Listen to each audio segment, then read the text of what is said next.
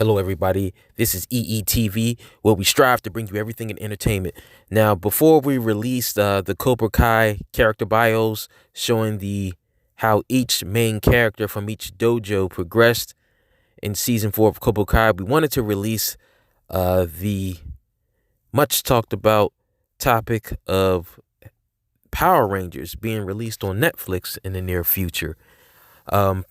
As you may already be made aware of, Power Rangers is taking a more mature adult theme than what it did in the past, and a lot of people are really speculating that it may be bad for the franchise, but I think it may be good for the franchise. Now hear me out.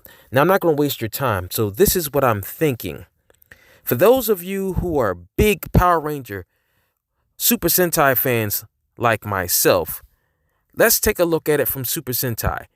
Even the most lighthearted Super Sentai is more adult themed than the United States version of Power Rangers. It is, if you look at the certain seasons.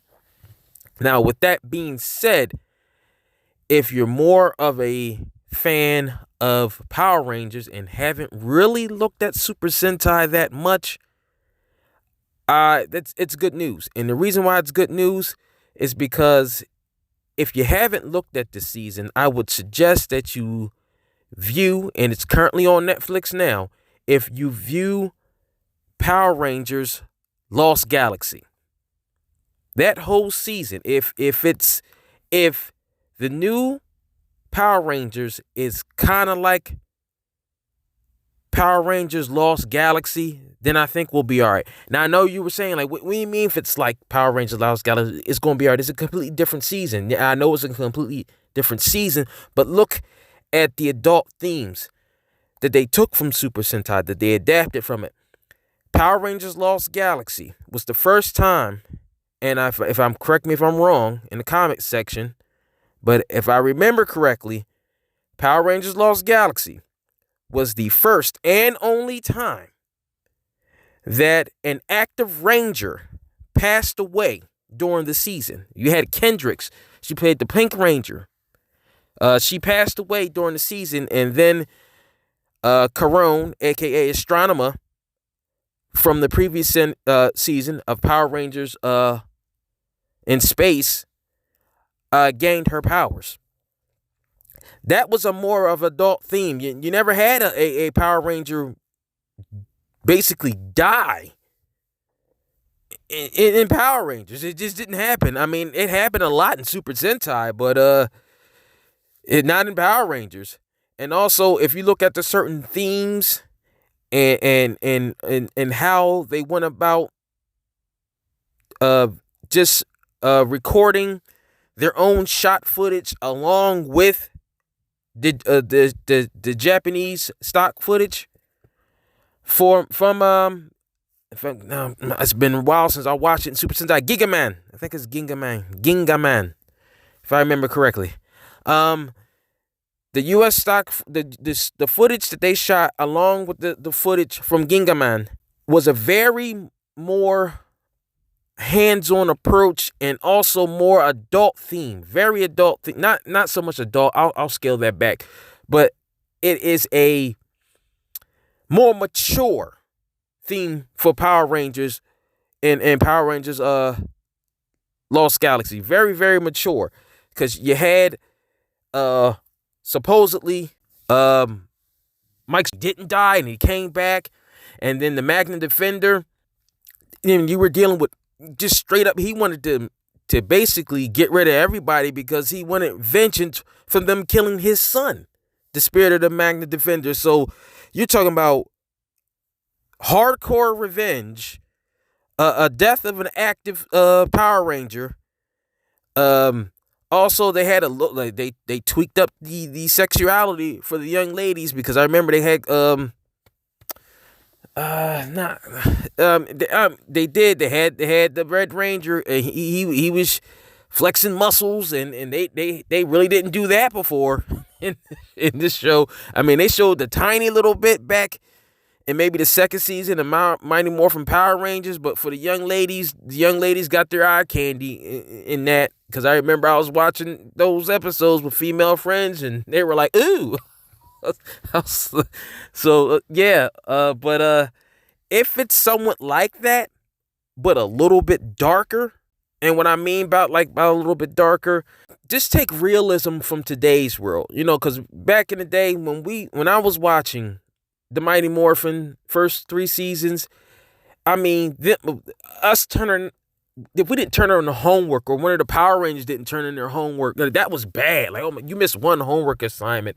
Oh my gosh, Zach, Jason, Kimberly, Tommy, Trini, we are disappointed in you. You missed one homework assignment, even though you have a 4.0 grade average and you want to get to the college of your choice. You missed one homework assignment. Oh my gosh, that's the message that's sent back then. But if they deal with more mature situations, like maybe some of the Power Rangers having image issues, like some of them are not having the utmost confidence in themselves, because maybe they didn't get into the college of their choice, or they're just dealing with normal relationship problems. They were dating somebody and that person cheated on them, and they were dealing with some self-confidence issues. And like, let's be honest, if they pull a little bit also from the remake, that movie from a while back, they dealt with more mature issues. You're dealing with, hey, if you're a teenager or if you're a college age student and now you meet some alien force and now you're tasked to save the world, that is a lot of pressure. I mean, of course, all of us from back in my era will look at it, oh my gosh, I got superpowers and I got enhanced strength and durability. I could jump like 5 stories. I instantly know how to pilot this robot war machine, a Zord, with no problem, just because I said the word with the morpher in my hand, and now everything's great. And they could tackle it from so many. I mean, look at it. This is how I would tackle it.